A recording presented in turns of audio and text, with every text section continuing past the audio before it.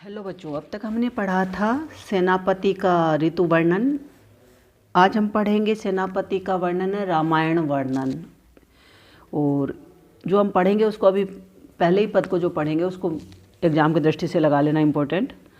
तो सुर तरु सार की संवारी है विरंची पची कंचन खचित चिंतामणि के जराई की रानी कमला को पिय आगमन कहन हारी सुरसरी सखी सुख देनी प्रभु पाई की वेद में बखानी तीनी लोकन्य की ठकुरानी सब जग जानी सेनापति के सहाय की देव दुख दंडन भरत सिर मंडन वे बंदो अग खंडन खराऊ रघुराई की। शब्दार्थ लिख लो। सुरतरु कल्प वृक्ष, विरंची पची विधाता ने, विरंची पची मतलब तो विधाता ने बनाई, खचित जड़ा हुआ निर्मित, कमला लक्ष्मी, प्रिय आगमन प्रिय के आने की, पति के आने की, सुरसरी गंगा, अग खंडन पापों का नाश करने वाला। तो यहाँ पर कवि कहते हैं सूरतरु सार की कि राम के खड़ाऊ विधाता ने बार बार प्रयास करके कल्प वृक्ष के सार तत्व से निर्मित की है, संवारी है, बनाई है। विरंची पची तो विधाता ने बार बार प्रयास करके कल्प वृक्ष के सार तत्व से बनाई है। कंचन खचित चिंतामणि के जराई की, इनमें सोने की चित्रकारी है और चिंतामणि यानी मणियाँ जड़ी हुई हैं। रानी कमला को पिय आगमन कहन हारी, इन खड़ाऊ ने लक्ष्मी की अवतार रानी सीता को प्रिय के आगमन की, मिलन की सूचना दी थी। सुरसरी सखी सुख देनी प्रभु पाई की, और भगवान के जिन चरणों से गंगा जी निकलती है उन चरणों में ये खड़ाऊ धारण किए जाने से ये गंगा जी की सखी हैं। सुख देनी, ये प्रभु के पैरों को खूब सुख देने वाली हैं। वेद में बखानी तीन लोकन्य की ठकुरानी, ये वेदों में तीनों लोकों की ठकुरानी बतलाई गई है। सब जग जानी सेनापति के सहाय की, सेनापति के सहायक राम हैं, ये सब बात संसार जानता है, ये उन्हीं राम की खड़ाऊ है। देव दुख दंडन, ये खड़ाऊ देवताओं के दुखों को दूर करने वाली हैं। भरत सिर मंडन, और साथ ही भरत, इस प्रकार कवि सेनापति कहते हैं ये तो देवताओं की, और ये भरत के सिर की शोभा है। भरत सिर मंडन, भरत के सिर की शोभा है। वे बंदो अग खंडन, भरत राम की, और वो कहते हैं सेनापति, और ये पापों का नाश करने वाली।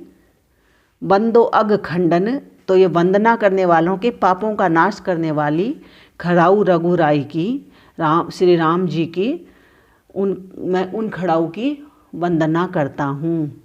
तो यहाँ पर है कवि ने अनुप्रास, रूपक, श्लेष और काव्यलिंग अलंकारों का प्रयोग किया है बच्चों, और कवित छंद है। अगला है कंज के समान सिद्ध मानस मधुपनिधि परम निधान सुरसरी मकरंद के सब सुख साज सुर राजन के सिर ताज भाजन है मंगल मुकति रूप कंद के सरजु बिहारी ऋषि नारी ताप हारी ज्ञान दाता हितकारी सेनापति मति मंद के विश्व के भरन सनकादि के शरण दो राजत चरण महाराज रामचंद्र के। रामचंद्र के पाँव का वर्णन किया है। तो पहले हम शब्दार्थ देखते हैं। कंज मतलब कमल, मधुप मतलब भंवरे, सुरसरी गंगा नदी, मकरंद पराग, भाजन पात्र, ऋषि नारी ऋषि की पत्नी अहिल्या, राजत शोभित। तो यहाँ कवि ने श्री राम के चरण कमलों की महिमा बताते हुए उनके प्रति अपनी भक्ति और आस्था व्यक्त की है।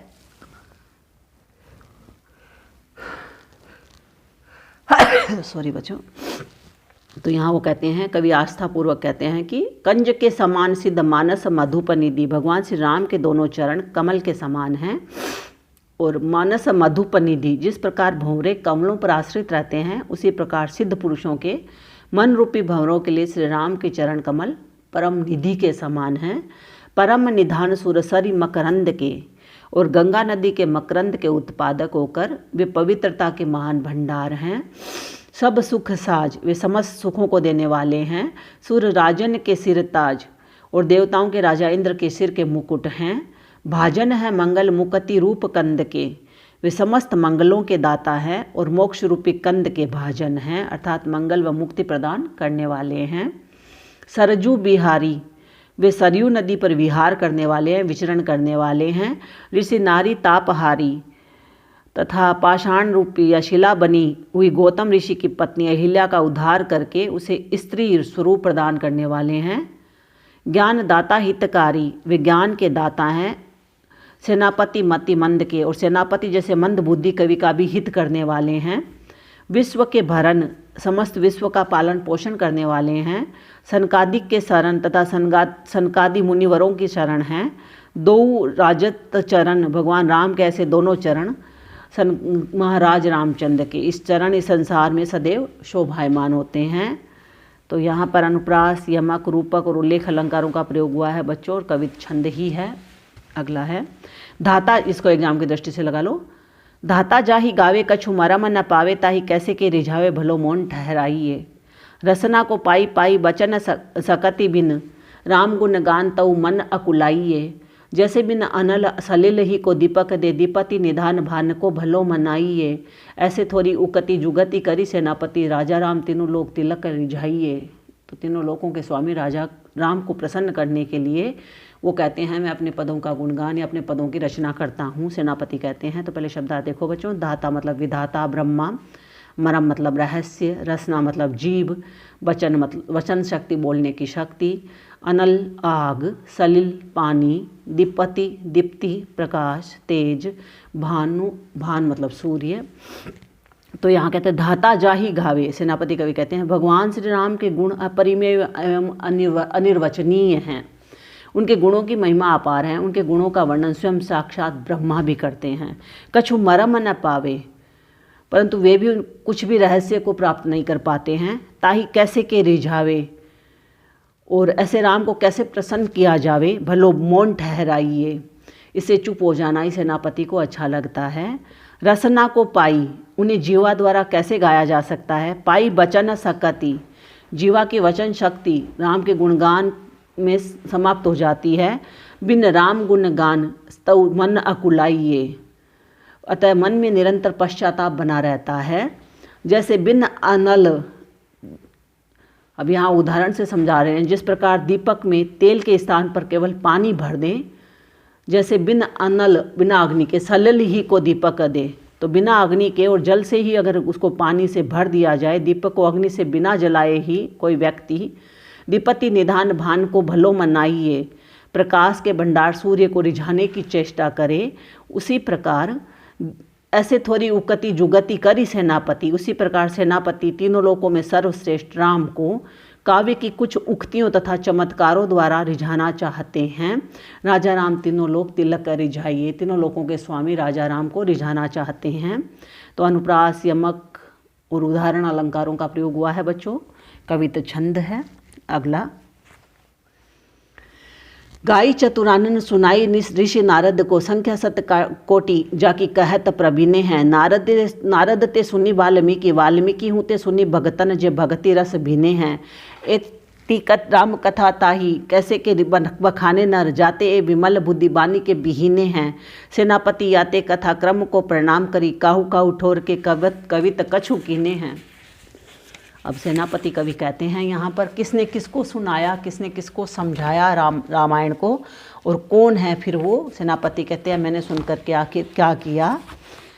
तो गाई चतुरानन, पहले शब्दार्थ देख लो बच्चों। चतुरानन मतलब ब्रह्मा, सत मतलब सो, प्रवीणे मतलब प्रवीण जानकार, भीने मतलब डूबे हुए, बिहीने रहित, काहू किसी या कुछ।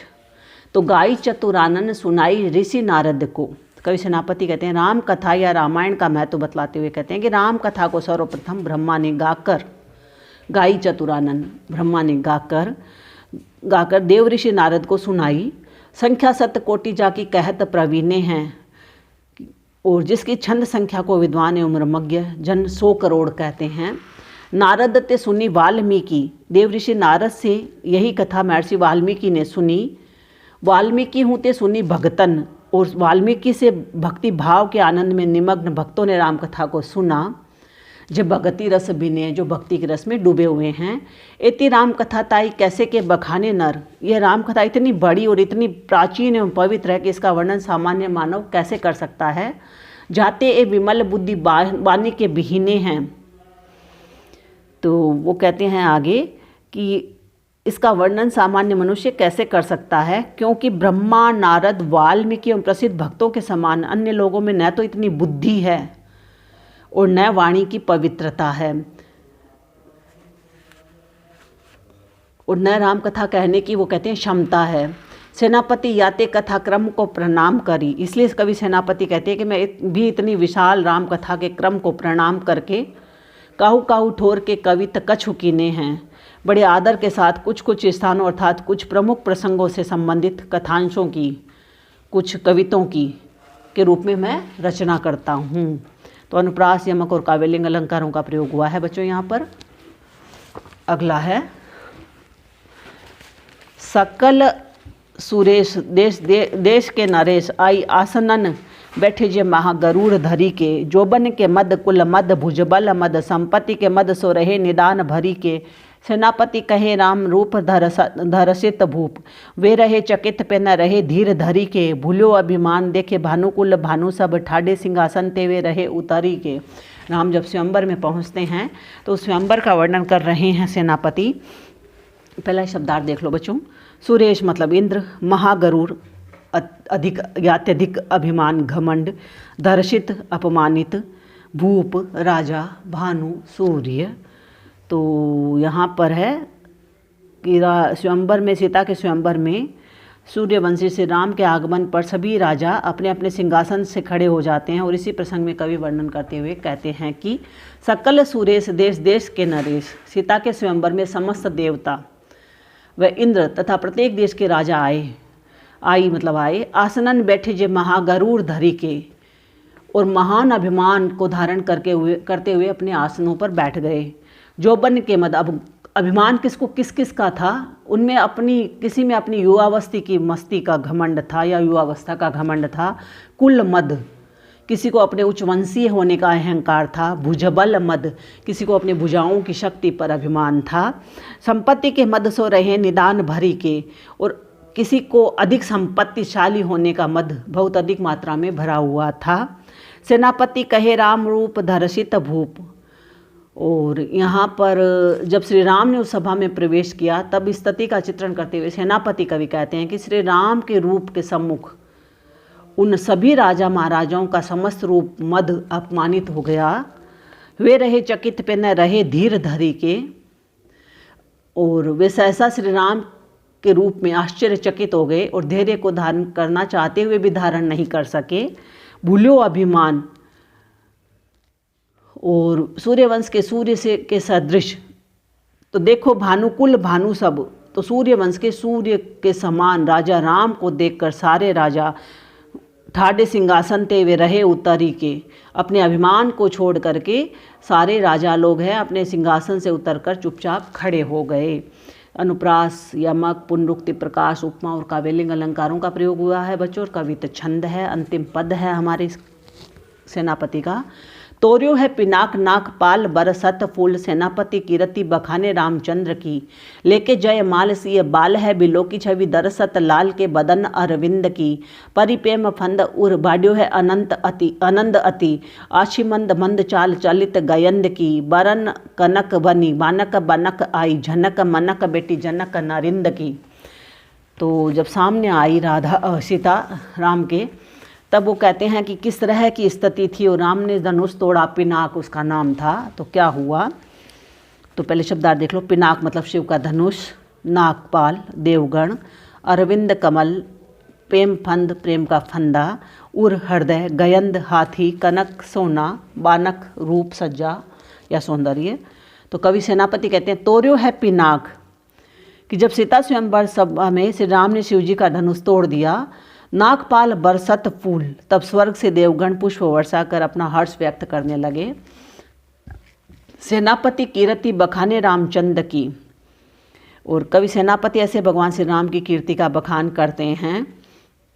परिप्रेम फंद उर बाड्यो है आनंद अति, कवि सेनापति कहते हैं कि उस समय सुंदरी किशोरी सीता जयमाला लेकर आई तो उन्होंने दशरथ पुत्र श्री राम के मुख कमल को जैसे ही देखा, जिले के जयमाल सी बाल है बिलो की छवि। तो जैसे ही उन्होंने श्री राम के मुख को देखा, मुख कमल को जैसे ही देखा, वैसे ही उनके प्रेम पास में बंध गई। परि प्रेम फंद उर भाड्यो है आनंद अति। और इस कारण सीता जी के हृदय में प्रेम भाव का आनंद बढ़ने लगा। लेके जयमाल सी बाल है बिलो की छवि, दशरथ लाल के बदन अरविंद की। तो परि प्रेम फंद उर भाड्यो है आनंद अति, आछी मंद मंद चाल चलित गयंद की। और वह जयमाला पहनाने के लिए श्री राम की ओर हाथी की तरह मस्त और मंद गति से चलने लगी। बरन कनक बनी, उस समय दुल्हन रूप में सुसज्जित सीता के शरीर की कांति स्वर्णिम बानक बनक आई आभा से युक्त थी और सुंदर वस्त्रों एवं आभूषणों के श्रृंगार प्रसादन से वह अत्यंत अलंकृत लग रही थी।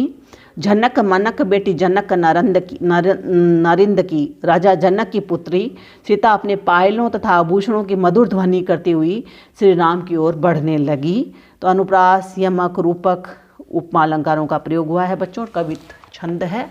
अगला कवि हम कल करेंगे। धन्यवाद।